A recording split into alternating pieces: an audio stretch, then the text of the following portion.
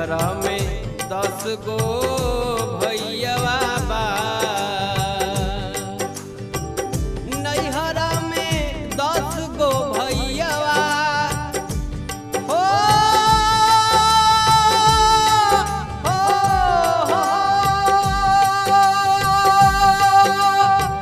नैहरा में 10 गो भैयावा आ 10 गो भौजिया बाड़िए राम। नैहरा में 10 गो भैयावा आ 10 गो भौजिया बाड़िए राम। तब हुना मनवा अजोर लागे, तब हुना मनवा अजोर लागे, एक ही सजना